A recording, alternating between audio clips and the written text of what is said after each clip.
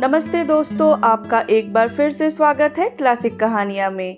यदि आपको यह कहानी अच्छी लगे तो इसे लाइक करें और चैनल को सब्सक्राइब करें। आज मैं आपको जो कहानी सुनाने जा रही हूँ उसका शीर्षक है जो होता है अच्छे के लिए होता है। आशा करती हूँ ये कहानी आप सबको पसंद आएगी। तो आइए शुरू करते हैं। एक बार की बात है, एक राजा तलवारबाजी कर रहा था तो अचानक से उसकी अंगुली में कट लग गया। तो पास खड़े मंत्री अचानक बोल उठे, राजा साहब चिंता ना करें, जो होता है अच्छे के लिए होता है। यह सुनते ही राजा को गुस्सा आ जाता है। राजा उस मंत्री को कारागृह में बंद करने का आदेश दे देता है और बोलता है इसको फांसी पर चढ़ा दिया जाए। यह सुनकर मंत्री घबरा गया। उसने राजा से निवेदन किया, महाराज मैंने आपके यहाँ इतने वर्षों तक काम किया है, क्या आप मेरी अंतिम इच्छा पूरी नहीं करेंगे? राजा बोला, ठीक है, बताओ क्या है तुम्हारी अंतिम इच्छा?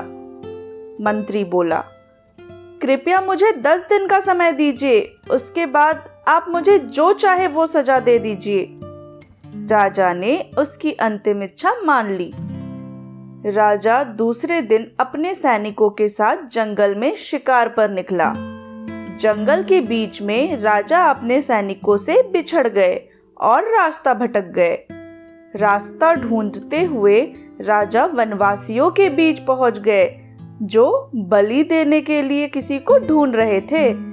वनवासियों ने राजा को पकड़ लिया और वनवासियों ने राजा को पकड़ लिया और वन की देवी को बलि देने के लिए ले गए। बलि देने की सारी तैयारियां पूरी हो गई। जैसे ही राजा को बलि देने के स्थान पर ले जाया गया, वहां खड़े बुजुर्ग की नजर राजा की खंडित अंगुली पर पड़ी।